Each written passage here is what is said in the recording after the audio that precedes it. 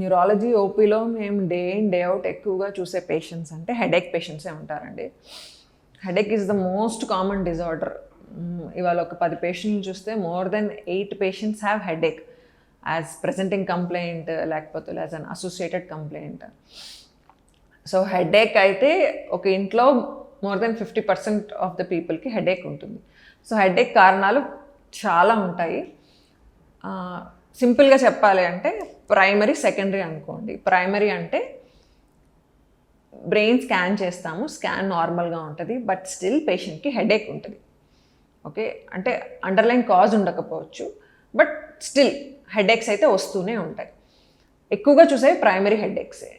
Secondary హెడేక్స్కి reasons చాలా ఉంటాయి. అంటే సైనస్ ఇన్ఫెక్షన్స్ వల్ల, లేకపోతే సడన్గా బీపీ పెరగడం వల్ల, బ్రెయిన్లో ట్యూమర్ వల్ల, మెదడు వాపు వ్యాధి అంటాం, బ్రెయిన్ ఇన్ఫెక్షన్, బ్రెయిన్ పొరల్లో ఇన్ఫెక్షన్, దానివల్ల, ఓకే, సడన్గా బ్రెయిన్లో బ్లీడింగ్ అవడం వల్ల, స్ట్రోక్ అవడం వల్ల, ట్రామా ఉండడం వల్ల, ఫర్ వేరియస్ రీజన్స్ మన స్కాన్లో ఏదో ఒకటి కనిపిస్తుంది, రఫ్గా మీకు అర్థం కావడానికి. సో అదంతా సెకండరీ హెడేక్.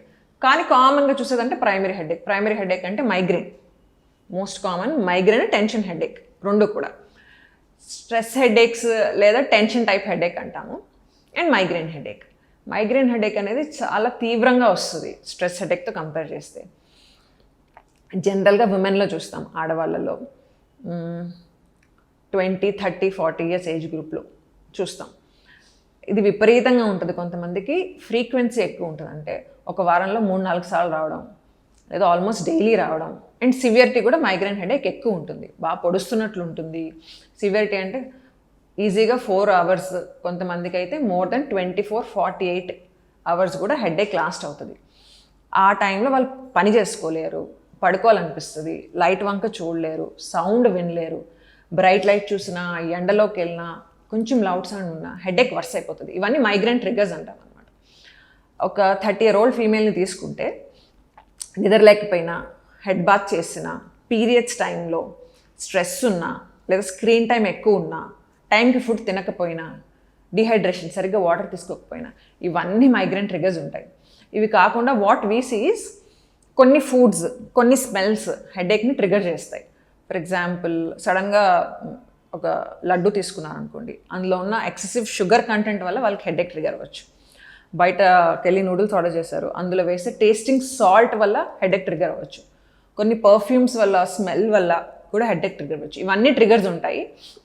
జనరల్గా కొంచెం ఎడ్యుకేటెడ్ పేషెంట్స్, అబ్జర్వెంట్ పేషెంట్స్ అయితే వాళ్ళు అబ్జర్వ్ చేసుకుంటారు, దేనివల్ల ఇలా హెడేక్ ట్రిగ్గర్ అవుతుంది.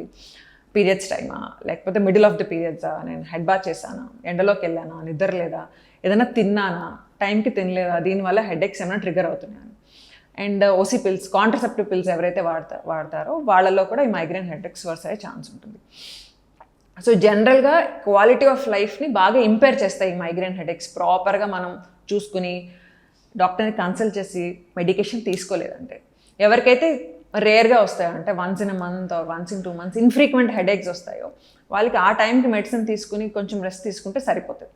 బట్ ఎవరికైతే ఫ్రీక్వెంట్గా వస్తాయో, చాలామందికి చూస్తున్నాం ఇప్పుడు పోస్ట్ కోవిడ్ కానీ, లేకపోతే ఈ లాస్ట్ 2 decadesలో ఈ ఐటీ సెక్టర్ వల్ల కానీ, లైఫ్ స్టైల్ చేంజెస్ వల్ల, అంటే ఫుడ్ వల్ల, స్లీప్ వల్ల, స్క్రీన్ టైం వల్ల, సెడెంటరీ లైఫ్ స్టైల్ వల్ల ఈ హెడేక్స్ అనేది ఫ్రీక్వెన్సీ ఎక్కువైపోయింది, సివియరిటీ కూడా ఎక్కువైపోయింది. సో వాళ్ళు ఏంటంటే వాళ్ళు ఖచ్చితంగా ఒక కోర్స్ మీద ఉండాల్సి ఉంటుంది. ఏదో హెడేక్ వచ్చినప్పుడు ట్యాబ్లెట్ తీసుకున్నాం అలా కాకుండా, హెడేక్ ఇంటెన్సిటీ తగ్గించడానికి, ఫ్రీక్వెన్సీ తగ్గించడానికి కూడా మేము వేరే మెడిసిన్ స్టార్ట్ చేస్తాం అన్నమాట, డిపెండింగ్ అపాన్ పేషెంట్ క్యారెక్టరిస్టిక్స్.